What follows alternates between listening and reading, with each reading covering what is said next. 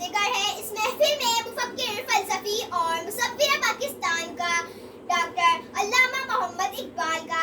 اقبال کے خواب کی تعبیر ہمیں پاکستان کی صورت میں ملی، جس کی تکمیل قائد اعظم محمد علی جناح نے کی۔ ابتدا میں اقبال متحدہ ہندوستان کے حامی تھے، جیسا کہ ان کی نظم سے ظاہر ہوتا ہے۔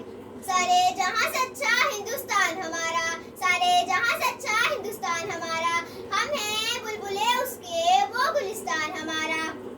لیکن بعد میں ہندوانہ ذہنیت کی منافقت کی وجہ سے انہوں نے الہ آباد کے خطبے میں مسلمانوں کے لیے الگ خطے کا تصور دیا۔ آپ ایک عظیم مفکر، فلسفی اور شاعر تھے۔ ان کی شاعری میں دین اسلام کی محبت اور عقیدت کا اظہار ہوتا ہے۔ ملت کے نوجوانوں کو عمل بہم کا درس دیتے ہوئے کہتے ہیں، منزل سے آگے بڑھ کر منزل تلاش کر، منزل سے آگے بڑھ کر منزل تلاش کر، مل جائے تجھے دریا تو سمندر تلاش کر۔ نہیں تیرا نشیمن قصر سلطانی کے گنبد پر، نہیں تیرا نشیمن قصر سلطانی کے گنبد پر، تو شاہین ہے بسیرا کر پہاڑوں کی چٹانوں پر۔ مجھے محبت ہے ان نوجوانوں سے، مجھے محبت ہے ان نوجوانوں سے جو ستاروں پر ڈالتے ہیں کمر۔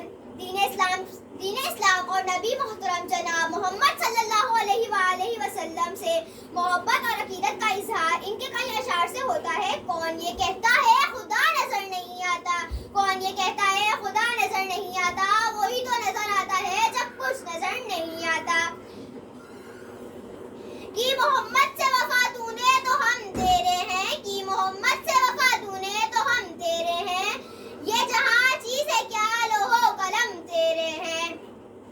یہ مختصر بیان اقبال کے بارے میں کامل نہیں ہے۔ ان کی شاعری فلسفہ بے خودی اور اسلام سے محبت کے لیے طویل دفتر درکار ہے۔ میں اختتام اس شعر سے کرتی ہوں، سبق